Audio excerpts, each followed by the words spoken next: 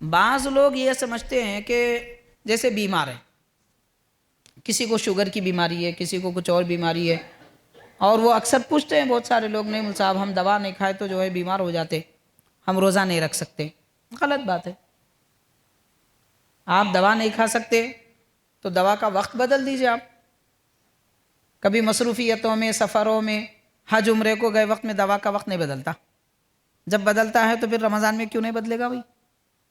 بدل سکتا ہے، کوئی مسئلہ نہیں ہے، دوا کا وقت بدل لینا چاہیے، سحری اور افطار کر لیں دوا کا وقت، کوئی مسئلہ نہیں ہے۔ لیکن روزہ تو فرض ہے۔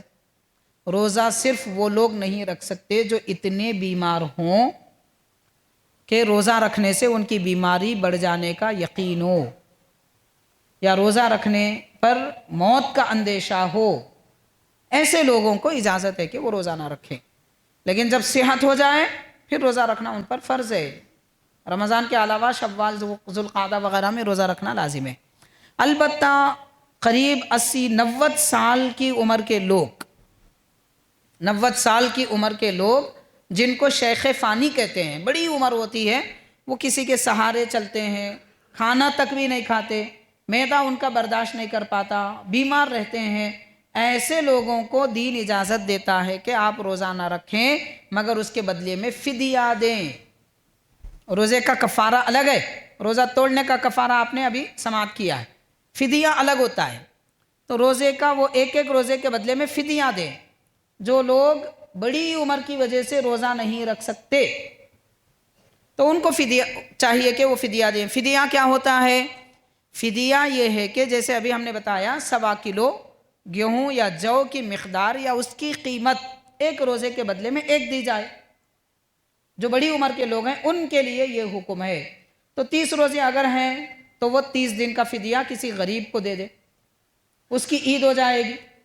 اس طریقے سے وہ فدیہ ادا کر سکتے ہیں۔ مگر باقی وہ لوگ جو دوائی کھاتے ہیں، شوگر کے مریض ہیں یا پھر کوئی اور بیماری میں مبتلا ہیں، ان کو تو روزہ رکھنا ہی ہے۔ بھوکے رہے تو ہم برداشت نہیں کر پاتے، تو جناب آپ کا کام یہ ہے، ایسے مریض جو روزے کی مدت کو برداشت نہیں کر پاتے یا پھر اس کی لمبی طوالت کی وجہ سے بھوک کو برداشت نہیں کر پاتے، ان کا کام یہ ہے کہ وہ ہر سال رجب سے روزہ رکھنا شروع کریں۔ رمضان آتے ہی نہیں رکھنا، رجب سے روزوں کی عادت ڈالنا۔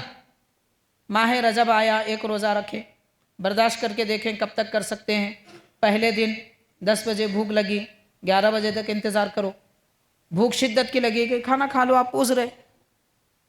اگلے دن آپ روزہ رکھیے، 11 بجے تک کھا لیجئے، اگلے دن روزہ رکھیے، یعنی بھوک کی کیفیت کو بدلتے رہیے، یہاں تک کہ آپ کو روزہ رکھتے رکھتے ایک گھنٹہ 4 روزوں میں بڑھاتے جائیں گے، شعبان آنے تک آپ کے اندر اتنی طاقت آئے گی کہ آپ بھوکے 5-6 بجے تک رہ سکیں گے، ہو جائے گا روزہ۔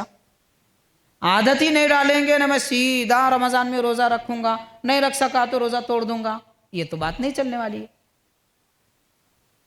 بہرحال حاضرین کرام، فرض ہے، فرض کو فرض کے طریقے سے ادا کرنا چاہیے۔